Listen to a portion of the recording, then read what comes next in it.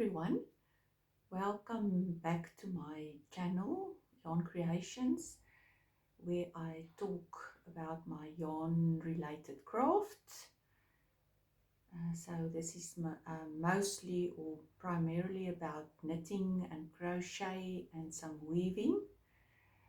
That's all I seem to find time for at the moment. My name is Adela and I live in Pretoria in South Africa. It's in the southern hemisphere and it's winter here at the moment, and I sometimes get the idea that people in the northern hemisphere forget that there is a southern hemisphere with winter at the moment. So yes, it's winter here. The weather is a little bit better now. It has been quite cold, but we mostly have mild winters. Our houses are just, not all of them, but my house particularly is an old house and it's quite cold with lots of very big trees in the garden that keeps the sun away. So I'm mostly in my knitted sweaters when I'm in the house, which is most of the time. Today I want to share you mostly the sweaters I'm busy with. Sweaters, yes. I've got 3 on the needles. I think that's the most I have had on my needles since I started knitting sweaters. I seem to be not able to stop myself from casting on one while I'm still busy with another one. But I think I'm a little bit more relaxed now, and I'm sure that for July and August I will probably not cast on anything new, I hope, so that I can finish them all, because in summer it's not always comfortable to knit on a warm or a heavy sweater or something with mohair in it. I find it a bit uncomfortable, so I would really like to finish them in the next 2 months. I might cast on another lightweight long sleeve sweater that will be easy to knit on if it gets warmer. So what I first want to show you is my Tecumseh sweater. Okay, let me just tell you what I'm wearing. This is the So Faded sweater by Andrea Mowry. It was one of the first sweaters that I did knit when I started knitting again. It was, I think, about 3 years ago that I knitted this, if I remember correctly. I know much more now, and I would have done some things differently. Some stuff that I've learned since I've knitted this sweater. One of them is that this sweater is made for, I think, 0 ease. And I like my sweaters with a lot of positive ease. And the way she did the increases in the raglan does not work for some positive ease. It works well when you want a very fitted 0 ease sweater, but it doesn't work well for a sweater with positive ease. As you can see, there's some bulk here, some bulk fabric here. I don't like a tight fitting raglan like that. So she did some shaping in the raglan for a tight fitting sweater.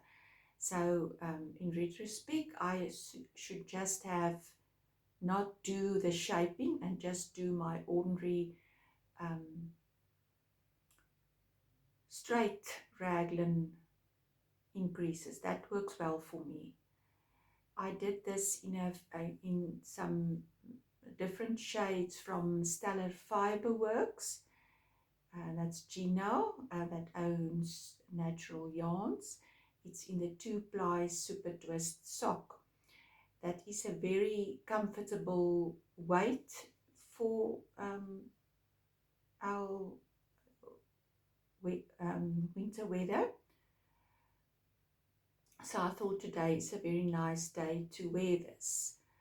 And there's also some other things that I've learned, and one of them is that you should never change yarns in the front part of your sweater, because no matter how well you try to conceal your weave in your ends and try to conceal them, they show in the fabric. So that is also something I don't do anymore. I try to be mindful if I have to change skeins or add yarn. I try to do it in the sides under the arms. I think that's the best spot to hide the weaving in of the ends. I'm also wearing one of my scarves, one of the very first scarves that I've woven since I did the workshop with Glynis from Glynis Brook from Brooklyn. She imports the Ashford weaving looms, and she gives some workshops. And this is one of the first scarves I've woven after I've done the workshop, the first workshop with her. And when I put it on this morning, I was just thinking, why don't I weave more of these scarves? It's so much fun to weave them, because you can really dive into your little scraps and add some different yarns. So I think the warp was mostly there was some it was pastels, but very similar in shade.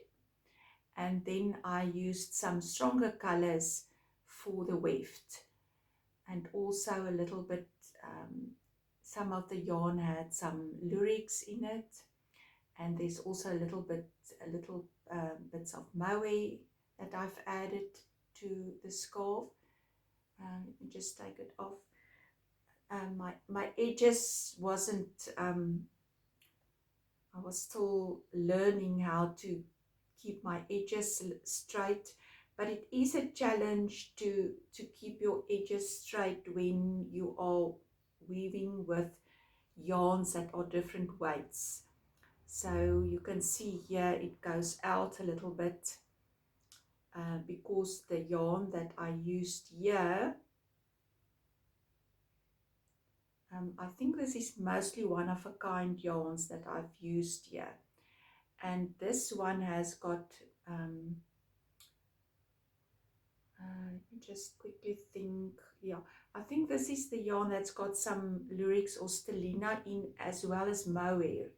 So the moment there's mohair in the yarn, it's a little bit thicker, and then when you weave with it, you can see it in your weft in the sides.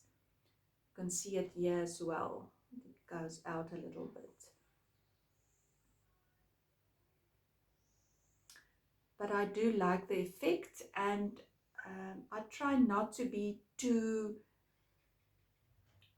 critical on myself with stuff like this, because it is hand woven on a hand loom, so it's not a professional item, professionally made item.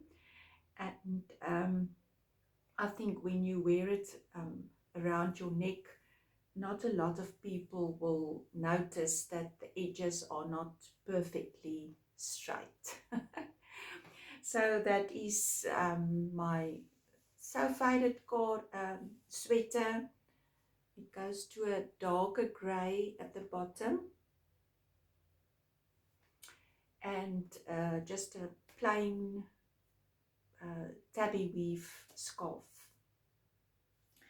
Then my Tecumseh is done. I'm not wearing it because there's some stuff I want to show you that I think it's better if I don't wear it. then I can, because otherwise I have to stand up and sit down and all that. And there is, I do have pictures of myself wearing it. I don't think there's one on Instagram. We took Leonie from Independence Crochet, took a very nice picture of me and Mincy, the dyer of the yarn, of Knottyhabit Yarn, at a pop-up shop last Saturday.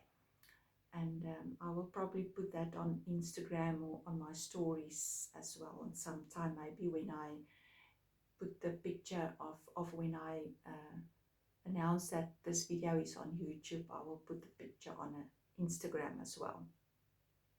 So here it is.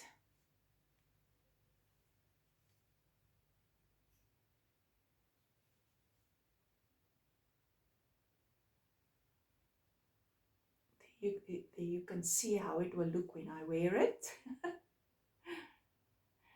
So I've made a few changes. I did want this sweater to be oversized like the pattern. The Tecumseh is designed for a lot of positive ease. I don't know if there's a picture of Caitlin Hunter wearing it. No, not on the pattern that I have. There's not a picture of her wearing it. But you can only made a lot of notes, but only a sketch. And the one where it's hanging on the hanger, can't show you much of this because there's instructions on this.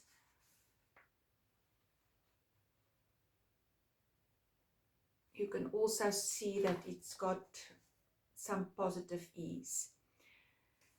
So the one thing, I do like a sweater with positive ease, but I don't like a sweater in a DK yarn with an open neckline, because here around my neck is one of the places where I'm the coldest. If I'm cold here, I'm cold all over. If I'm warm around my neck and my wrists, as I said many times before, I'm much more comfortable. So I decided to do, because what I find with superwash yarns is that the neckline stretches out quite a lot, because the whole garment is hanging on that neckline. This neckline is the base of the whole heavy garment. So this is the first time I've tried this. I did a provisional cast on. Let me just see if I did write down which size I started with, or with how many stitches. Yeah, I started with in between size 1 and 2, the extra small and small, for the neckline cast on number. I think about 90 stitches or around about there. I did a provisional cast on. I found a video from Very Pink Knits. It's actually a video for a hat, but I think it's basically the same principle. There's lots and lots of tutorials on YouTube for a folded hemline. Then you knit the hem and the ribbing double, and then you knit it together. You take the provisional cast on out and you put your stitches, your live stitches, on a needle, and then you knit those live stitches together with the stitches on your needle, your working needle.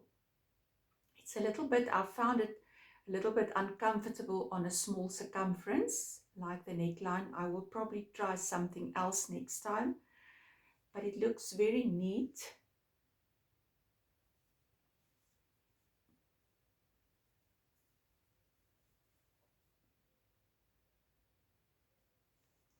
So it's a 1x1 ribbing. And the one thing I also find about 1x1 ribbing is that on the back side of my 1x1 ribbing is actually neater than the front side of my 1x1 ribbing. So I always reverse my 1x1 ribbing to make it much neater. I can show you the difference on the hem ribbing. So this is the front, and that is actually, that would have been my back side of my 1x1 ribbing, and this would have been my front.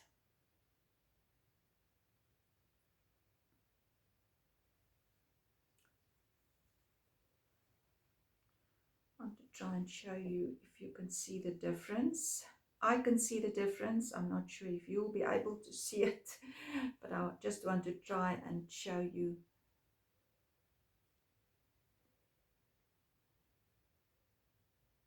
So this is the front, this is the back on my sweater.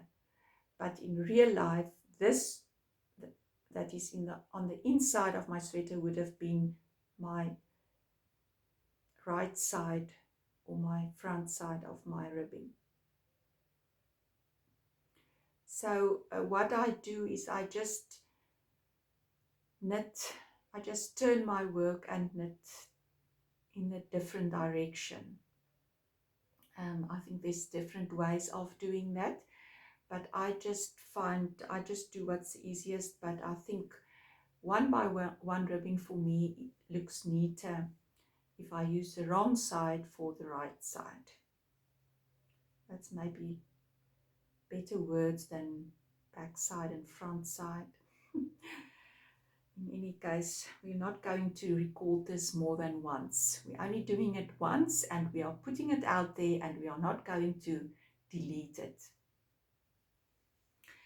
So that is the one thing, two things. The one thing that I've changed is the folded neck ribbing, and then the 1x1 ribbing that I turn inside out. And then this color work, I did not do it on the sleeves. And it's always showing up much more clearly on camera. But here I did alternate skeins, and here I did not. I was too lazy. I hate working with more than one strand on magic loop, because I do my sleeves on magic loop, and I hate working with more than one strand. Sometimes it's quite necessary, but if I can avoid it, I do. So I decided I'm going to do the alternating skeins here, but I'm not on this piece. But when the circumference gets smaller and smaller, I'm not going to do it.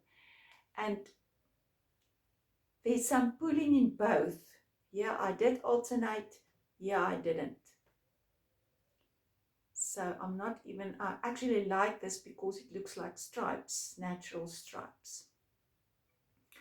So this is all yarn from Knottyhabit in the 3-ply DK.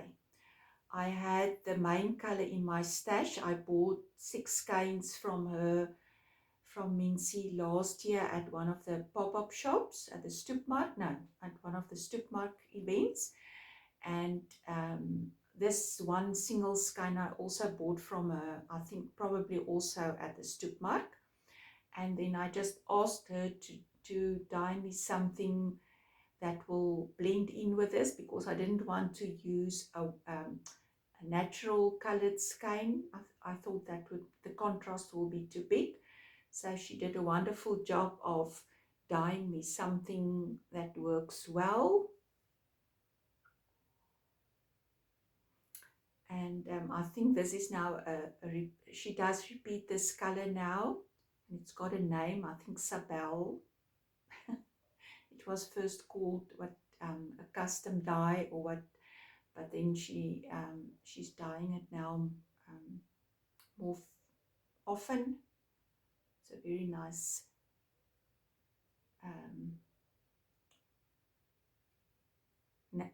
what do you call it? What would you call a color like this? A very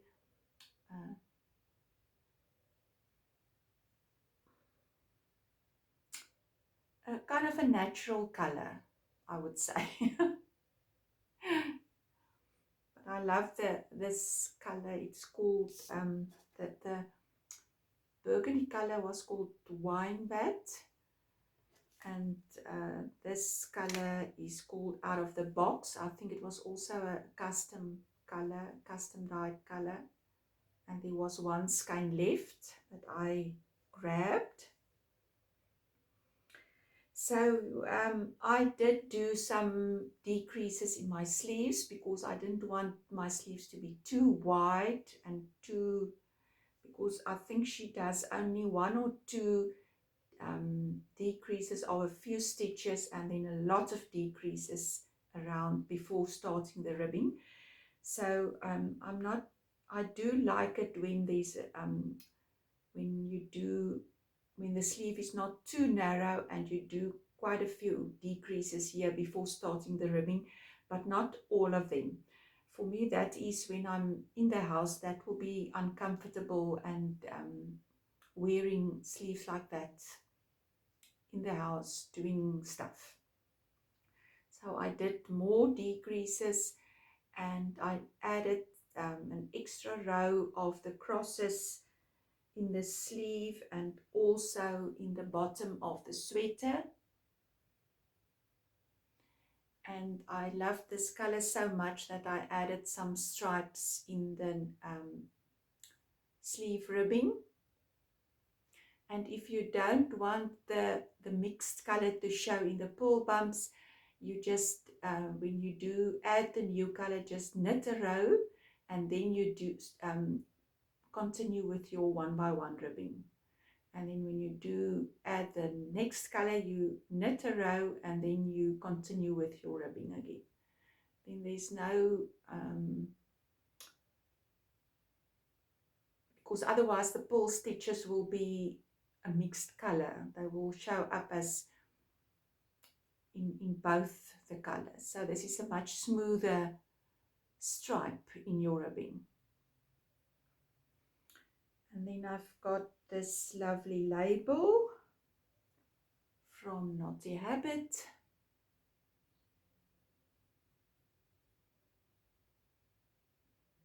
That I added at the to the bottom ribbing. So I can just take it off when I want to wash the sweater.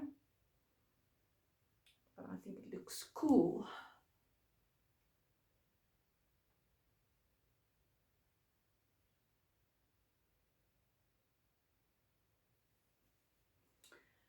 I just want to check if I've said everything I want to say about this sweater.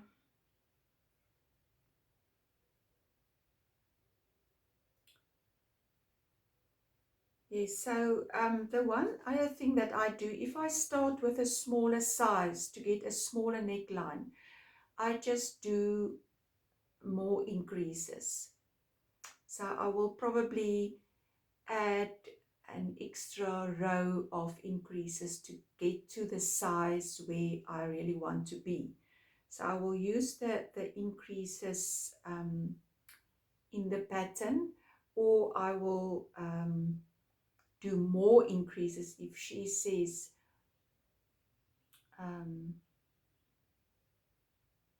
knit 2, make 1. I will probably do a knit 2, make 1, knit 1, make 1 to add more extra increases in the first 1 or 2 increase rows to get to the bigger size that I want to have. And then the other thing that I also do is I try to avoid catching my floats even with superwash yarns, especially when a sweater like this is knitted. It's not like a fair owl sweater. Usually these indie patterns with the color work on the sweaters are knitted at a much looser gauge than a fair owl sweater. Now, fair owl usually doesn't have any floats that you have to catch because the patterning are change every few stitches. So there's seldom long floats that you have to catch. But in these kind of color work sweaters, especially from a designer like Caitlin Hunter, in the pattern writer like Caitlin Hunter, did I say indie dyer? There's sometimes or often long floats or bigger, bolder color work. So, for instance, here it's unavoidable. You have to catch at least once over that stretch there. But I decided I did it first year because here is, I think, 6 stitches. And in the first time I did these crosses, I did catch in between those 6 stitches, but I decided I really don't like the look. The yarn, it distorts the stitch, doesn't matter which way I do it, and it shows to the front of the fabric. So I only did it here, and then in between the crosses I did not catch a float. But I think the one important thing, so to avoid that there's any puckering in your color work, you have to be very mindful when you are doing those color work, and have enough. Your float must be loose and long enough. It must actually almost bother you, that float, but just make sure that there's enough stretch there and that it doesn't distort your fabric and pull your knitting, the stitches in at that spot. So I will just show you my floats, and they are stretchy enough.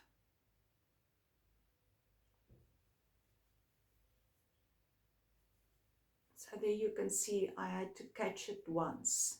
I only catch it once. And there's enough stretch everywhere. That is very important. Otherwise, the color work will not be, your fabric won't be flat. I hope I'm not sounding too, I don't know what to call myself. I'm definitely not a natural podcaster. Let's just keep it at that. And then some progress quickly on my mandala. That's the only work other than the sweaters that I've made some progress on is my mandala.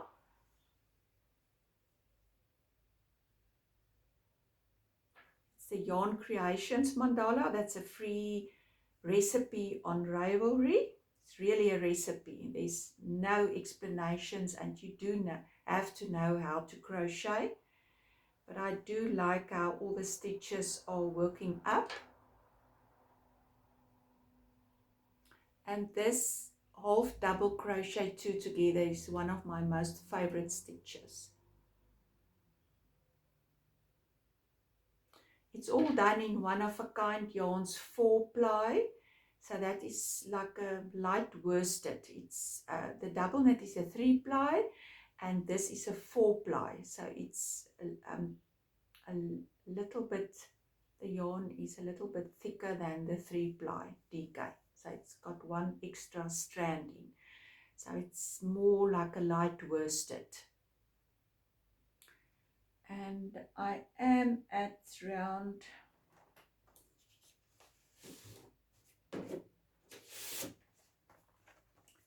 65 of 100 rounds. So this is how the recipe look. When I first did this mandala in 2018, I posted every week. I did a post I think you can still find it on my Facebook. If you go to the photos, then there's an album for my mandala 2018, and the link for that is also on the pattern page on Ravelry. I also linked to that album on my Facebook page, and there's a lot of detailed pictures. There's also under the hashtag on Instagram, my mandala 2018, you will also find quite a lot of pictures, and I also did add the recipe there every week of what I did in that week. I did it like one round a day, so there's more or less 7 to 8 rounds per week, and I've done up to part 9 now, and there's 14 parts. So I just added them all, or converted every section to a PDF, and then added it as a recipe on Ravelry. So it's free because it's not a pattern. So it's easy to follow and maybe do one part. But the one part is actually quite a lot of crochet now. It's a lot of stitches, and the rounds are taking quite long at the moment. So when I last showed it to you, I was there. There's my Itsy Klein donut. So this was where I was last time. So I did make quite a lot of progress. So I can now move my, so this is also a thing, it seems. I'm a bit slow in that department, is to move your marker so that you don't forget, and put it right up to the spot where you showed it last time, and then you can monitor your progress that way. So that is we called it the My Mandala in 2018. Quite a few people made lovely ones, and then I changed it to YarnCreations Mandala. So in my Instagram stories, you can also find a highlight for YarnCreations Mandala, and I post my progress on my stories most of the time, sometimes as a post, and most other times just in my stories. And yeah, something else I can quickly show you, because I'm not sure if I will have it when I next podcast, that is to say if I can ever finish the socks. But this was in my car last time when I showed you all my whips. This was the only whip that I didn't show you, is a sock.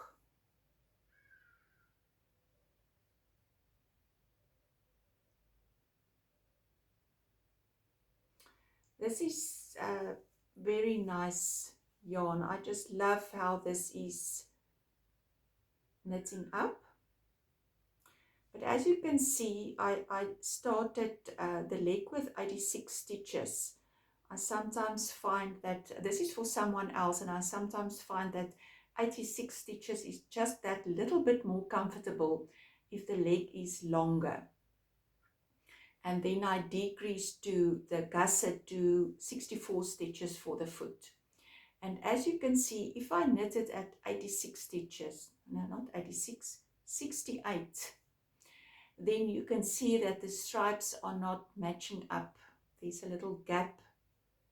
So it's clearly those 4 stitches that are, so this is clearly a print for 64 stitches. But who will notice? I'm sure the recipient will not be bothered by that. I just continued. I didn't cut my yarn. I just continued and did a heel flap and a heel turn and a gusset. I did made double decreases. I did a few, I think 4 sets of decreases here, and the rest of the decreases I did underneath the foot, so that I'm done with the decreases when this patterning starts again. So I was just finished with the decreases when the patterning started. So I did double decreases, 4 sets there, and the rest of them simultaneously here, but carrying on a little bit longer underneath the foot.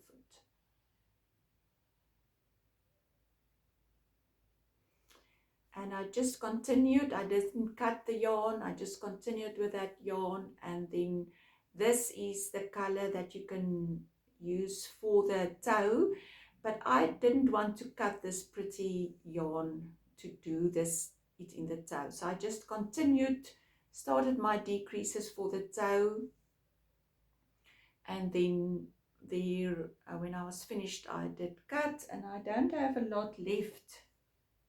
This is just in a I Love Supreme little bag. I love Proteas, and I love these little bags. I think I bought them from Natural Yarns.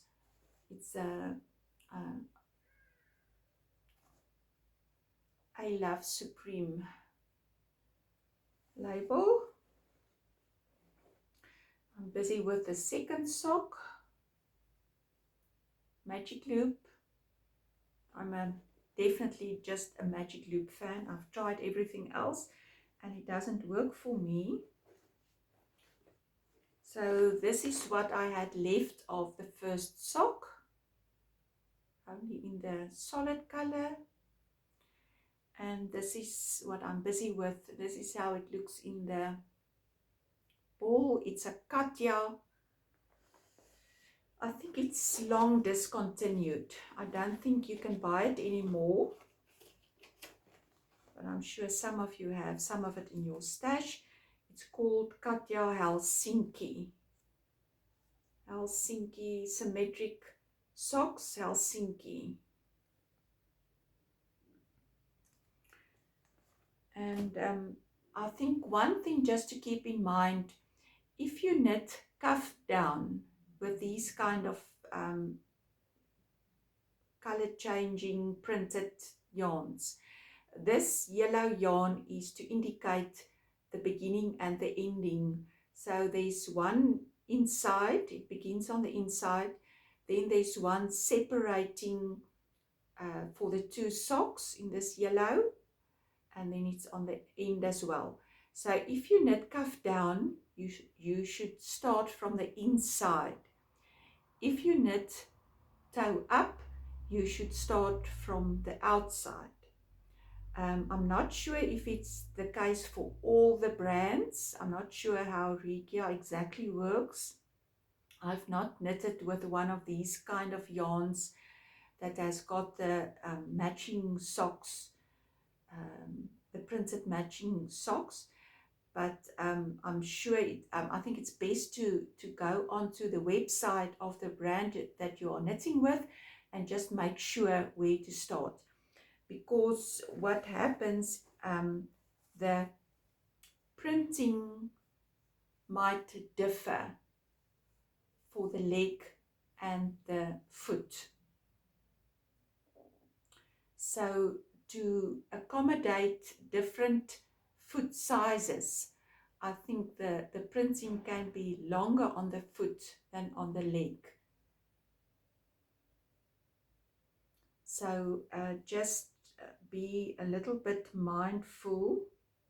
Yeah, it's definitely much longer on the foot than on the leg. So just be mindful of that when you use one of these balls of yarn, printed balls, that's got the yellow. So you have to cut this out and start just after the yellow, because that's the indication where to start and where to end, so that you can have matching socks. I think that's all about the socks. Hopefully I will not show them again. Hopefully they will be done by next time, but I'm not quite so sure about that fact. Lots going on here. And I haven't even talked about my sweaters yet. So the sweater I showed you last time is the Marled sweater that I'm doing, just a raglan top-down sweater that I'm doing with 2 strands of merino singles. I've made some progress.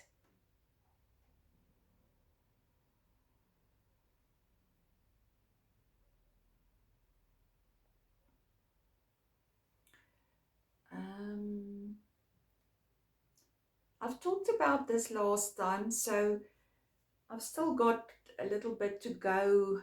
I think about on the body about 15 centimeters, I think I measured there. This is the cute little new stitch markers from Tulip. They are very tiny and small. Not sure if you can even see them. So I think I have to do 20 centimeters more from that marker. I do have a long torso and I like my sweaters quite long, especially in winter. They must keep me warm. So I like long sweater. I don't like a short sweater because then there's spots that are still cold. So I must be warm here and long sleeves and a longer body. I did tell you that I cast it on stitches and I knitted down, and then I picked up stitches here and knitted the ribbing, 2x1 ribbing,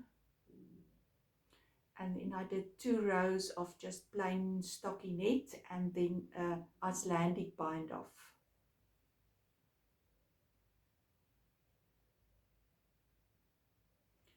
And the increases is just knit front back, knit front back. And I try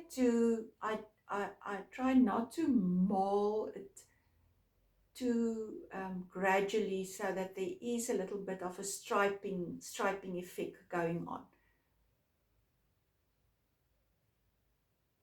I did show you the yarns last time. It's all merino singles from Dye House Yarns, Knottyhabit.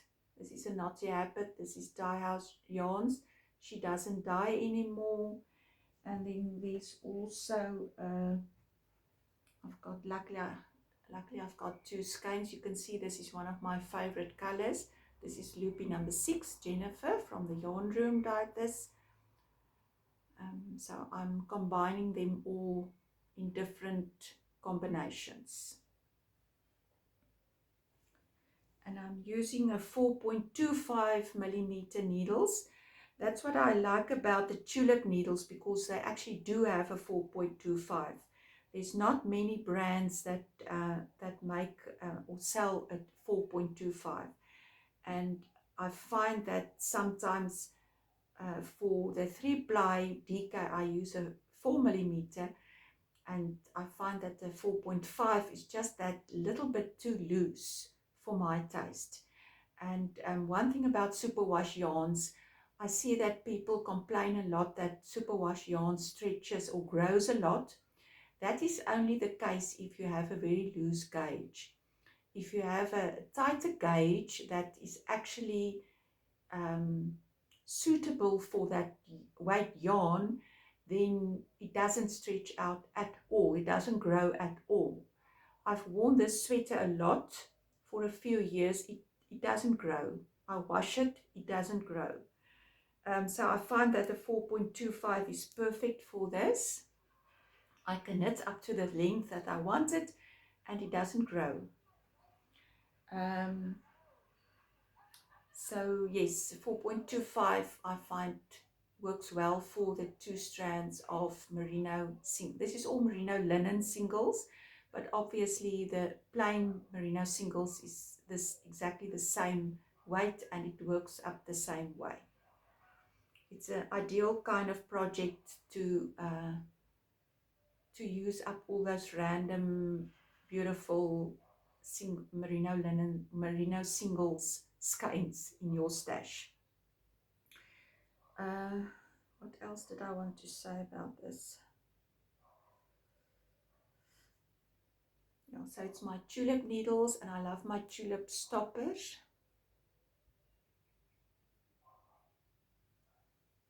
Just to keep my stitches from, because this is small circumference, I think it's an 80 centimeter cable, so if I don't have something on the tips, the stitches will definitely fall off the needles.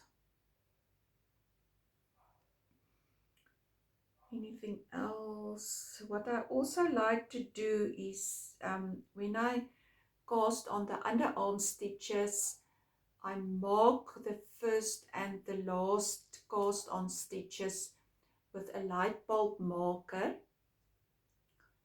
so that it's easier for me to pick up my stitches, so I know where to start and where to end when I'm picking up stitches for my sleeves.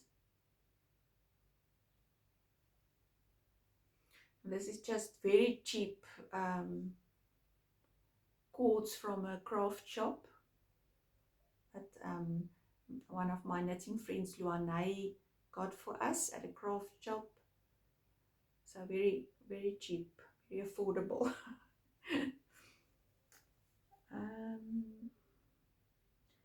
I think that's everything I wanted to say about this. I did talk about it in my previous episode as well. I really thought I was going to make a shorter episode this time, but it seems that will not be the case, because I want to show you some definitely one of the sweaters that I started that I haven't showed you at all. Oops, I lost a ball of yarn, and that is my Lovage that's a design from Wallin.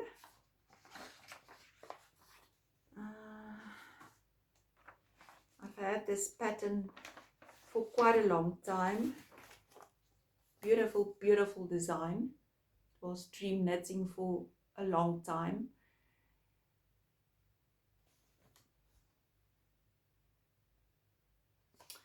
And I just decided, and I was asking on a Facebook knitting group, what do they think about having 2 or 3 or even more sweaters on the needles or wearables on the needles, and everyone said it's just fine, life is too short, just cast on and enjoy yourself and do what makes you happy. So that is what I'm doing now. I just cast on and knit what makes me happy. And this is really something I've been thinking about it for, I think I've had this pattern for, I think, over a year or almost a year, and thinking about it ever since. What yarn, because this was knitted in Rowan fine tweed, which is long discontinued, and obviously I don't have any of that in my stash. I know that it was Arthur Bales that sells the Rowan yarns sold it, but I never bought any of it, so I don't have any of it. But what I did have, and that I really wanted to make something very special out of that I can wear, is my Marie Wallin Britishbreeds. I bought the kit in Norway when I was at the Bergen Strikker Festival. I'm talking about that a lot recently, because I've really decided that those yarns have been in my stash for long enough. I'm going to use them. Life is too short. I'm not going to just look at them. I want to use those yarns. So I showed you my Fair Old blanket I'm busy with. I didn't make that much progress since last time, so I'll keep it maybe for next time and show you that again. But the kit was for the Sycamore wrist warmers, patterned by Marie Wallin. And I think it was last winter, I decided I'm really going to use the most precious yarn in my stash. And I think this is the most precious yarn in my stash. I'm sorry if I'm stepping on toes here, but there's just no, I have no illusions about that. And then second for me is my John Arbon yarn. It's a gorgeous, gorgeous yarn.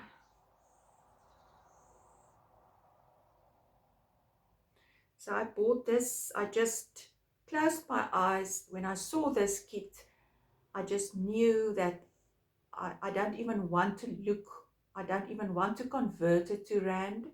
I'm just going to buy it and think about it later. And I've never had any regrets for buying this. It was not cheap, but I haven't had any regrets buying this kit. Marie Wallin's got her own brand, yarn brand, and it's the Britishbreeds. It was made by the John Arbon Mill and then sent somewhere else. There's a whole, you can read about it, there's a whole unique process about it. But I think, I'm not sure if, I don't think it's made anymore by John Arbon Mill because they are really very busy at the moment. I think that's the only reason. But it's a gorgeous yarn, and this is what I've done so far.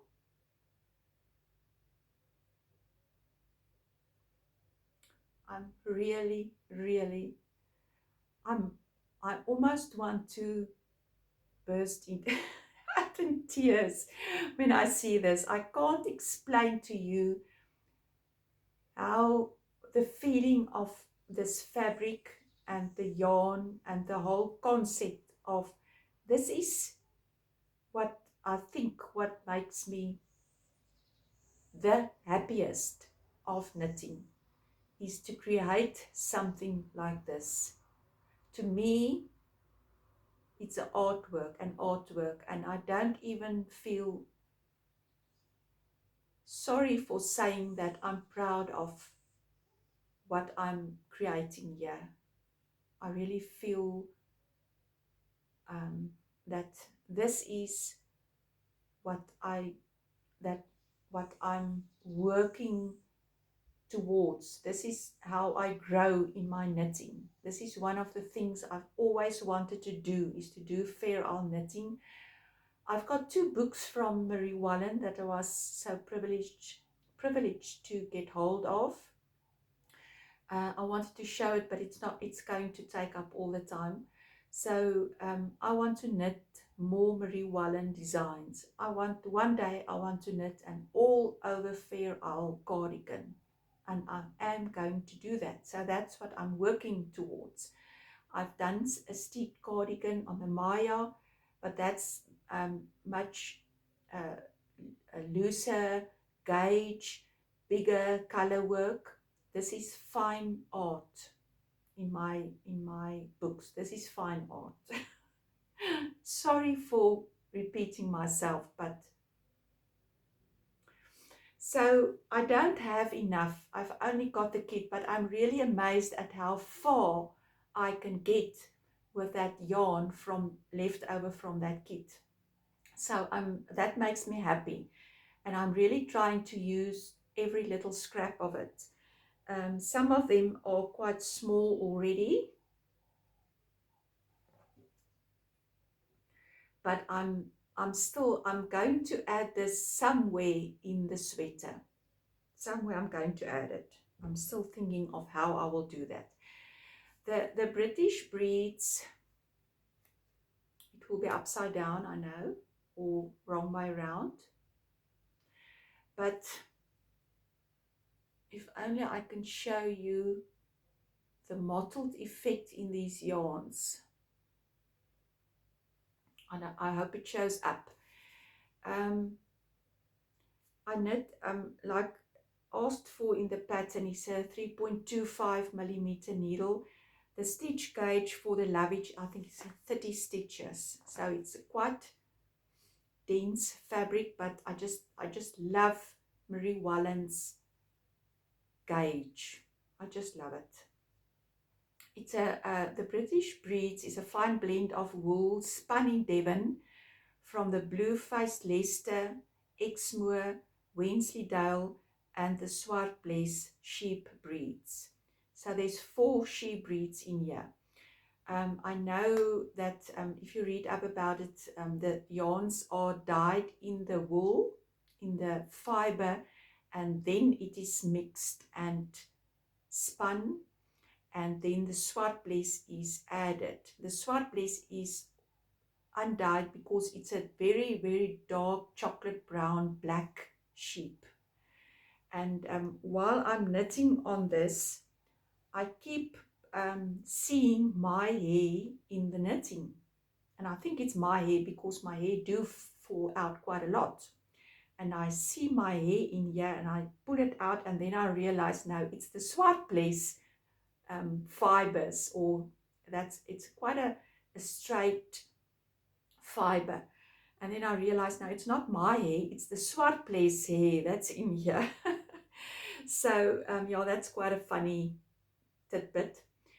So it's again my tulip needles, and love my little stoppers that matches the colors in the yarn. And what I'm adding, thanks to Mariki that imports from Colors of Amalfi, that imports the John Arbon yarns, I can add the John Arbon Yarnadelic.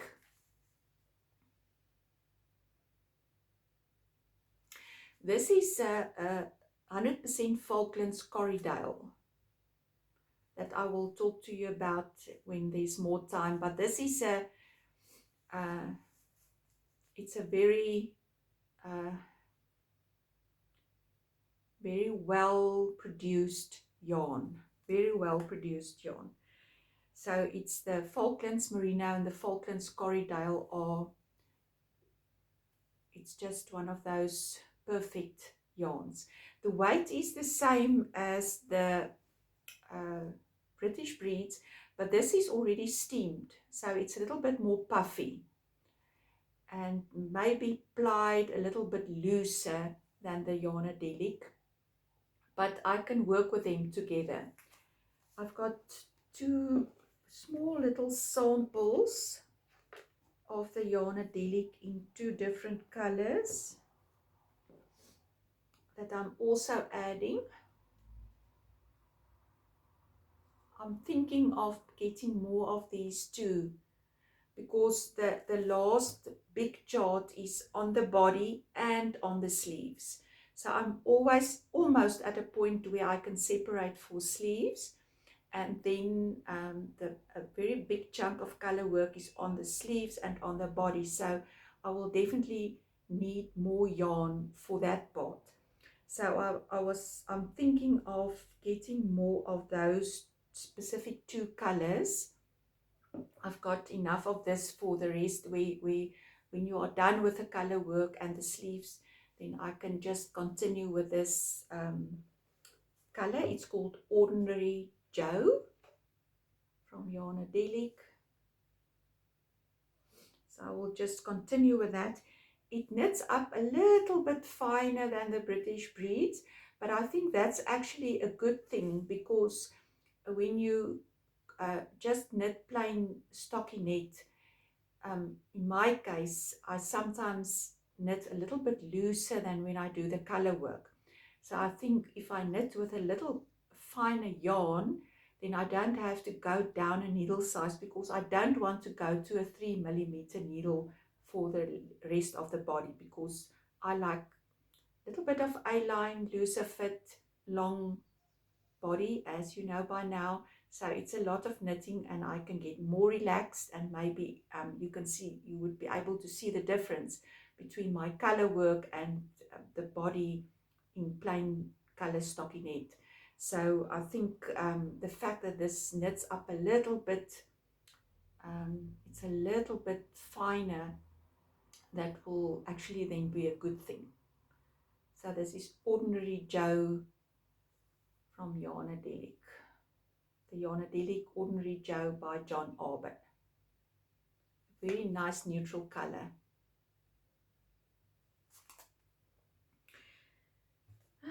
What else? It's all still in my little box where I stowed it, it was in this, all my Britishbreeds was in this little box.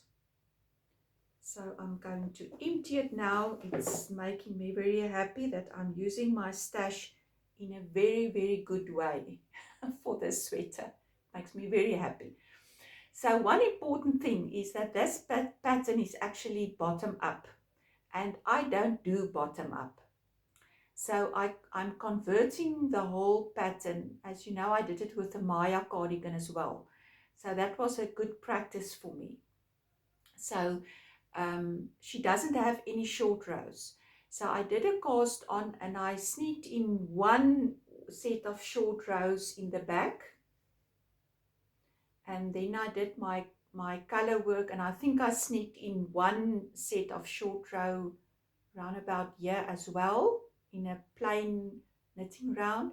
And the increases is fortunately where she does have the decreases, she does have this like 3 plain rows with no color work, and that's where she does the decreases. So I'm also doing my increases in those rows. So that makes that quite easy.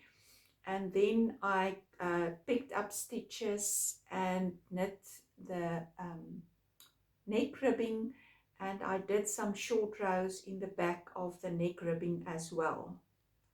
Because if you do too much short rows in this plain color before doing the color work, then it's quite visible here. So I thought that it will work well if I do it in the ribbing. So it's done there in the most of the short rows are in the ribbing. Yeah. And I also started with the smallest size to get a higher neck line and did more increases. And I think I'm on size, let me quickly see.